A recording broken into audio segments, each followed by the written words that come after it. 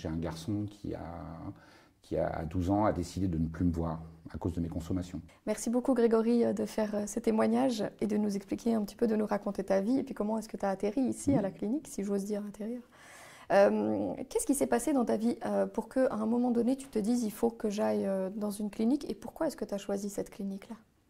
Alors moi j'ai 47 ans, j'ai commencé à consommer très tôt, à l'âge de 13 ans. Oh, wow. Et au fur et à mesure de ma vie, je suis parti vers des produits beaucoup plus forts. Et on va dire que depuis passé les 40 ans, en fait, quand je suis arrivé à 40 ans, que je me suis rendu compte que j'avais pas construit grand-chose, c'est comme si j'avais baissé les bras. Et du coup, je suis parti dans une consommation vraiment excessive.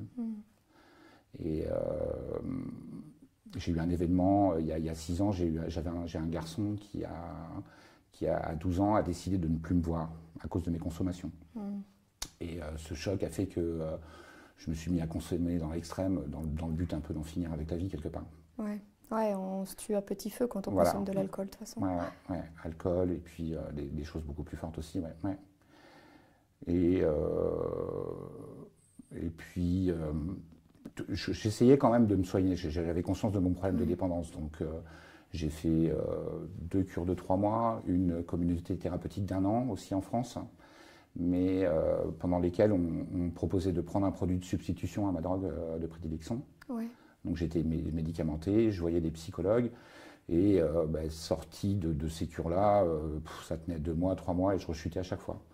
Donc j'ai commencé à me renseigner du programme Minnesota et de la solution d'abstinence totale en fait, de tout arrêter. Et donc chercher un endroit où venir pour arrêter mon traitement de substitution en fait, et c'est pour ça que je suis venu vers la Suisse.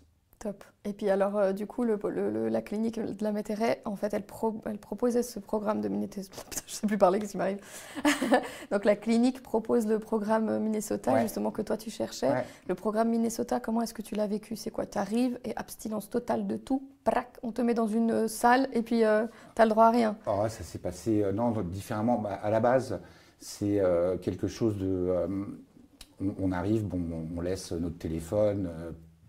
Première semaine de centration, plus de contact avec personne. C'était dur à vivre? Enfermé, ça reste une contrainte assez forte. Après, quand on voit dans la vie que j'étais sans cadre et comment ça partait, ça a eu un côté plutôt rassurant pour moi. Ouais. Et puis, il y avait aussi un côté où il fallait jamais qu'on reste seul en fait. Il faut toujours qu'on soit avec les autres personnes qui sont dans le programme. Et, qui sont au même stade que toi? Pas forcément, ils peuvent être là depuis 2 semaines, 3 semaines, avoir déjà un peu cassé leur déni autour de la maladie et tout ça. Donc des gens plus ou moins intéressants, mais moi je ressortais d'une période de consommation où j'étais dans l'isolement total. À part mes parents et mon dealer, je voyais plus personne. Donc le fait de me retrouver ici en contact avec d'autres gens qui avaient le même problème que moi, c'était une bouffée d'oxygène, quoi, vraiment. Ouais, tu t'es senti compris, en plus d'avoir des autres personnes qui sont dans la même situation que toi. Complètement. Il y a aussi des addictologues qui sont là et qui ont connu ces situations. Exactement. Ça, comment est-ce que tu le vis, toi? Ça, j'ai trouvé ça tellement pertinent. Après avoir essayé de voir une dizaine de psychologues, de psychiatres qui fouillaient dans mon passé, à chercher ce qui avait pu me perturber à un moment, être face à une personne qui avait vécu la même chose que moi et qui pouvait dire qu'au jour d'aujourd'hui, elle était abstinente et heureuse dans son abstinence, ça a été un choc, une révélation, une genre de révélation. Comme quoi il existait une solution à ce truc-là. Ça t'a donné encore plus de la volonté de réussir. Complètement. Et ça t'a surtout fait croire à la possibilité que tu pouvais réussir. Ça m'a fait récupérer une espèce de conscience comme quoi il existait une solution à ce problème-là, vraiment. C'est top. Qu'est-ce qui se passe maintenant alors? Où est-ce que tu en es? Alors au jour d'aujourd'hui, je suis ressorti de la clinique à la fin du mois de septembre 2023. Je suis originaire de France à la base et j'ai décidé de prendre un appartement dans le coin pour continuer mon rétablissement en Suisse. Je pensais que c'était trop tôt pour moi d'aller me reconfronter à ma famille, être au milieu de tout là-bas. Donc au jour d'aujourd'hui, je fais des réunions tous les soirs, je vais à des groupes de parole tous les soirs. Je vois des thérapeutes assez régulièrement, je cherche du travail dans le coin et je continue de me rétablir dans la région. Pourquoi tu n'as pas fait ton rétablissement en France, puisqu'à la base tu es originaire de France? Alors, pour l'instant, j'ai eu en fait des passages en clinique où j'ai pu retourner en France et essayer d'aller en réunion en France, dans les villes à côté de chez moi et tout ça. Et ça a tenu un moment, mais je me suis trouvé un peu trop fragile. J'avais un travail, un équilibre émotionnel à récupérer en fait. Et c'était un petit peu trop. Voilà, pour moi, ça prend un peu plus de temps. On dit souvent qu'il faut 1 an après les cures pour être bien. Donc, pour se dire qu'on est vraiment abstinent, c'est ouais, ça? Ouais, voilà. Ouais. Et Oui. puis se conforter dans le rétablissement. Donc, je préfère me laisser le temps. J'ai la chance d'avoir une famille qui m'aide aussi. Ouais. Donc, j'ai cette possibilité-là. Donc, voilà, Qui t'aide aussi financièrement, tu veux dire? Exactement. Parce que les sous-jours à la Métairie, ils ne sont pas quand même donnés. Ouais, complètement. Complètement, c'est clair. Ouais. C'est pas encore à la portée de tout le monde. Et voilà, je les remercie là-dessus. Ouais, ça c'est top. Tu parlais de septembre 2023. Donc, depuis septembre 2023, tu n'as plus consommé d'alcool? Depuis septembre 2023, je n'ai plus consommé. Moi, mon problème, c'était. Bon, l'alcool, c'est un problème récurrent, c'est clair que j'ai depuis que je suis gamin. Mais c'était plus les drogues, l'héroïne et les choses comme ça. Donc, ouais, j'ai plus rien consommé depuis. J'ai plus consommé d'héroïne depuis la mi-août 2023. Après, dans mon parcours, si vous voulez, on dit souvent on a des réserves sur certains produits. Donc, j'ai reconsommé de l'alcool après entre ma sortie de la clinique et Noël dernier. Ouais. Ça m'a demandé de remettre mon clean à zéro. C'est ce qu'on appelle des réserves, un peu, en se disant on a arrêté des choses tellement fortes qu'on peut se permettre, mais non en fait, quoi. Ouais.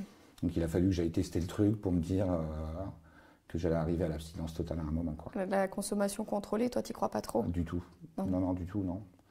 Non, parce que cette maladie, c'est une maladie des émotions et le moindre produit qu'on prend, ça va nous couper de nos émotions. Ouais. Et en fait, et après, le rétablissement, c'est réussir à mieux vivre ce qu'on ressent, en fait, à s'assumer en tant que personne, à assumer ses émotions. Donc le moindre petit truc qu'on va prendre et qui va couvrir ça, c'est comme si on faisait 2 pas en arrière, en fait. Ouais. Et puis je l'ai testé, hein, prenant des drogues assez fortes, même si je me permettais de boire un petit peu ou de fumer un joint de temps en temps, je sais pertinemment qu'à un moment je retournerai vers des trucs plus durs. Donc, ouais, c'est juste une porte d'entrée en fait. Ouais, complètement. Ouais. Donc tu parlais de Noël dernier, de Noël 2024. Depuis, comment est-ce que t'en es où? Est-ce que tu continues de consommer? Est-ce que maintenant tu es abstinent? Je suis abstinent depuis 24 jours au jour d'aujourd'hui. Check. Bravo. Et content de l'être. Et bravo. Un jour à la fois, voilà. Émotionnellement, c'est pas évident. La fin de l'année, les fêtes, c'est toujours des périodes, surtout que là, je suis resté en Suisse, j'ai pas été en contact avec ma famille et tout ça, donc ça reste des périodes dures, mais ouais, c'est ce que je dis, c'est un peu les montagnes russes. Dans une journée, je vais pouvoir me réveiller joyeux, être en colère à midi et triste l'après-midi. Bon, il faut juste prendre conscience que c'est des choses qui passent, quoi, que ça reste pas, et puis mettre des choses en place. Marcher, faire de l'art, lire, faire des choses, essayer de s'occuper, de sortir de sa tête. Est-ce que j'ose te poser la question, ton petit garçon, est-ce que tu penses que tu vas pouvoir le revoir bientôt? Alors j'ai bon espoir de me dire que si je me rétablis un jour, quelqu'un me le remettra sur ma route, ouais, une puissance supérieure ou quelque chose qui... ouais. On l'espère aussi. Bah, j'ai une dernière question pour toi. Si tu avais un conseil à donner à quelqu'un qui nous entend, qui nous regarde et qui est dans cette position dans laquelle toi tu as été, qu'est-ce qu'on pourrait lui donner comme conseil?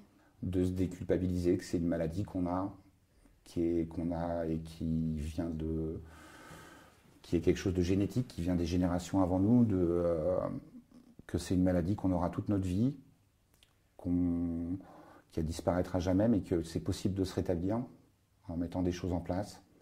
C'est possible d'avoir une vie heureuse et qu'il existe une solution pour être abstinent. Il existe une solution pour vivre autrement. Voilà. Merci beaucoup. Merci. Ouais.